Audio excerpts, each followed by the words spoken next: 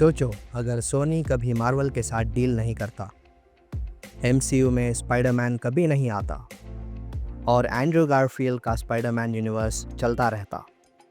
Amazing Spiderman 3, 4, sinister 6 movie और venom का crossover, सब कुछ प्लान था। और आज इस वीडियो में हम देखेंगे कि क्या होता अगर सोनी एमसीयू के साथ ना जाता और अपना स्पाइडरमैन यूनिवर्स बिल्ड करता।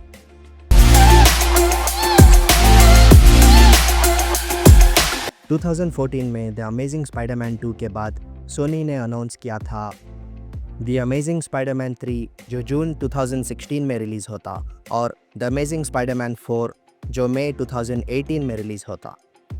और फिर उसके बाद एक वेनम का सोलो मूवी आता, फिर sinister 6 movie, followed by Madame Web और जैकपॉट जैसे स्पिन ऑफ्स। पर द अमेजिंग स्पाइडरमैन 2 का रिस्पॉन्स मिक्स्ड था। इस मूवी का बजट 300 मिलियन का था, लेकिन इसने $717 मिलियन कमाए। क्रिटिक्स ने काफ़ी क्रिटिसाइज़ किया। तभी सोनी ने मार्वल के साथ टीम अप करने का डिसीजन ले लिया।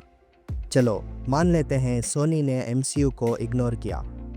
द अमेजिंग स्पाइडरमैन 3 रिलीज़ होता जून 2016 में, कैप्टन अमेरिका सिविल वॉर के बाद और फाइंडिंग डोरी जैसे टफ कॉम्पिटिटर्स के साथ। राइनो वापस आता, सिनिस्टर 6 टीज होते, पीटर पार्कर ग्रीफ से जूझ रहा होता ग्वेन के डेथ के बाद। लेकिन बॉक्स ऑफिस का क्या?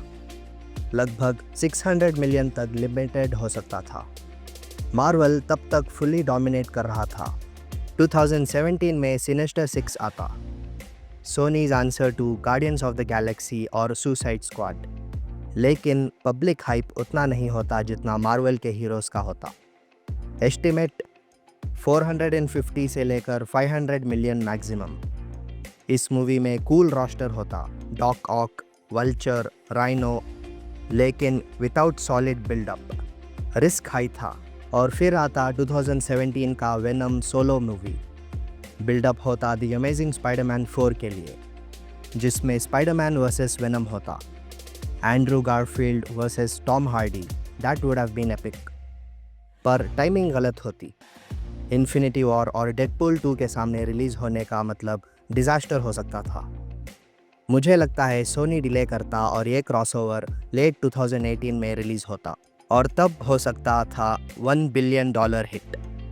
सोनी का एक पैटर्न रहा है फैंस के फीडबैक को इग्नोर करना, स्टोरीज हाफ बेक्ड होना और ओवर कॉन्फिडेंस। तो इंटरेस्ट धीरे धीरे गिरता। जैकपॉट, मैडम वेब, मॉर्बियस सब एवरेज रिस्पॉन्स देते। एंड में स्पाइडरमैन एमसीयू में आता, बस थोड़ा लेट, शायद 2025 तक। तो तुम्हें क्या लगता है, अगर सोनी अपने प्लान्स पे टिका होता तो स्पाइडरवर्स का फ्यूचर क्या होता? कमेंट्स में अपना ओपिनियन ज़रूर शेयर करें। लाइक करो, सब्सक्राइब करो और ऐसे व्हाट इफ स्टोरीज़ के लिए चैनल पे सब्सक्राइब करो।